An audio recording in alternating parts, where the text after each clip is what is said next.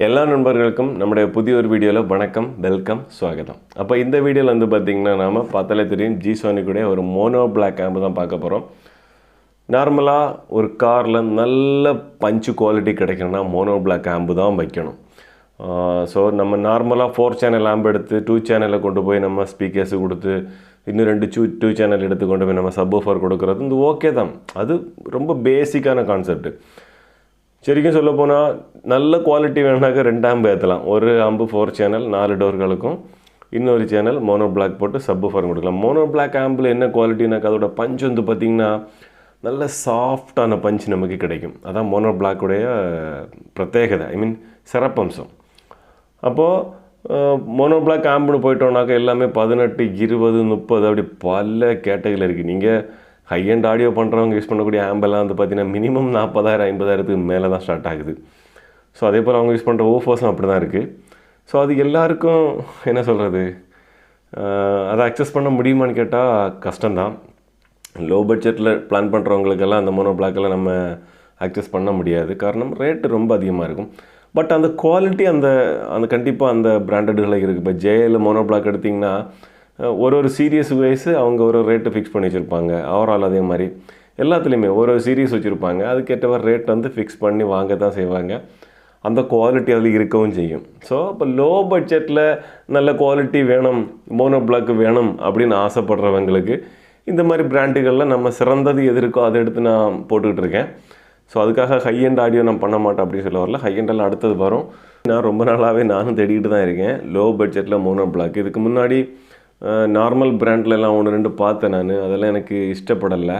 பட்டு அதை தாண்டி கொஞ்சம் கூட ப்ரீமியமாக கிடைக்குமான்னு தேடி பார்க்குறப்போ தான் நமக்கு அத்தியாவசியம் கொஞ்சம் பட்ஜெட்டாகவும் நமக்கு கிடைச்ச ஒரு ப்ராடக்ட் தான் இந்த ஜிசோனிக்கோடது. GS1100 அப்படிங்கிறதான் இதோட மாடல் நம்பர். ஜிசோனிக் பாக்ஸில் இதில் நம்ம பார்க்குறதான் இதோடைய ஆம்பிளிஃபயரு. ஸோ இதில் சில பேசிக்கான இன்ஃபர்மேஷன்ஸ் கொடுத்துருக்காங்க. சூப்பர் பாஸ் ஹெவி அவுட்புட் அப்படின்னு கொடுத்துருக்காங்க. தண்டர் ஸ்ட்ரோம் பாஸ்ன்னு கொடுத்துருக்காங்க. மான்ஸ்டர் ஆம்பிளிஃபயர் கொடுத்துருக்காங்க. மேக்ஸிமம் 2500 வாட்ஸ் தான் இதோடைய மேக்ஸிமம் பவர் அவுட்புட் அப்படிங்கிறத கொடுத்துருக்காங்க. RMS வேல்யூ இங்கே மென்ஷன் பண்ணலை. ஸோ அதே மாதிரி இதோட ஹை எஃபிஷியன்சி, இதோடைய சம்திங் அதோடைய டீட்டெயில் எல்லாமே இதில் கொடுத்துருக்காங்க. ஓகேங்களா. அதுக்கப்புறம் இதோடைய வேறு டீட்டெயில் எதுவுமே அவங்க கொடுக்கல. எல்லா பக்கமுமே நம்ம இப்போ சொன்னதை தான் பஞ்ச் பண்ணி வச்சுருக்காங்க. வேறு எதுவுமே புதுசாக அவங்க பஞ்ச் பண்ணலை.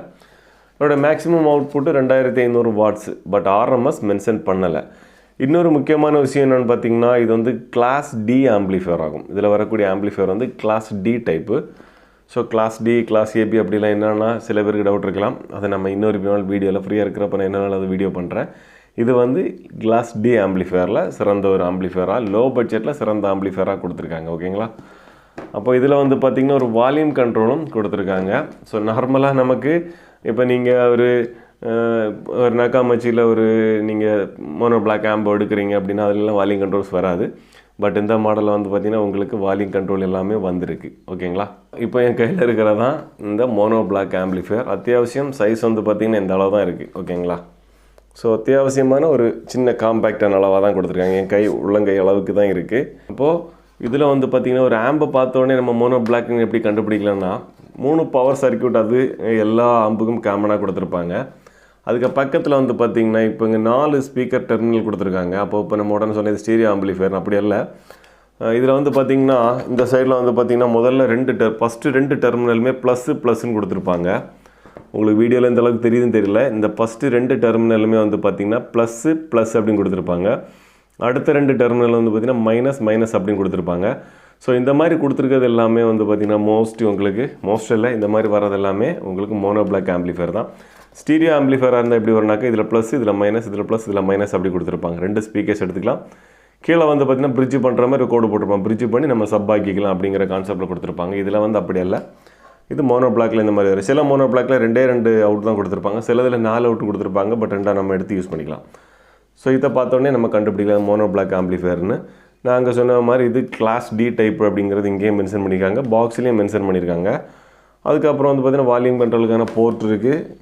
நார்மலாக நம்ம லைன் இன்புட் வழியாக தான் இதுக்கு நம்ம சிக்னல் கொடுக்க முடியும். ஹை லெவல் கனெக்ஷன் வந்து இவங்க இதில் கொடுக்கலை. ஹை லெவல் இன்புட்டு கொடுக்காதனால நம்ம RC கேபிள் வழியாக தான் இதுக்கு நம்ம பவர் இன்புட்டு கொடுக்க வேண்டியிருக்கும். அத்தியாவசியம் சின்ன ஒரு யூனிட்டாக தான் இருக்குது. நமக்கு அதிக ஸ்பேஸ் எல்லாம் நமக்கு போகாது. நல்ல சப்வூஃபர் குவாலிட்டி வேணும், வித் வால்யூம் கண்ட்ரோலோட வேணும் அப்படிங்கிறவங்க நீங்கள் இந்த ப்ராடக்ட் ட்ரை பண்ணலாம். இது நல்ல குவாலிட்டி இருக்கும். இது இந்த வீடியோவில் நான் இதை செக் பண்ணி காமிச்சு தரல. நான் முடிஞ்சுனாக்க நான் இன்னொரு வீடியோ ஷார்ட் வீடியோவாட்டு நான் என் காரில் தான் மாட்டி நான் இதை வீடியோ எடுத்து உங்களுக்கு காமிச்சு தரேன். இதோட குவாலிட்டி அப்போ உங்களுக்கு தெரியும். உங்களுக்கு இந்த ஆம்பிளிஃபையர்ஸ் பிடிச்சிருக்குன்னு நினைக்கிறேன். நாம் அப்போ மற்றொரு வீடியோவில் மற்றொரு ப்ராடக்ட்டு மட்டும் சந்திக்கலாம். அது வரைக்கும் நன்றி, வணக்கம்.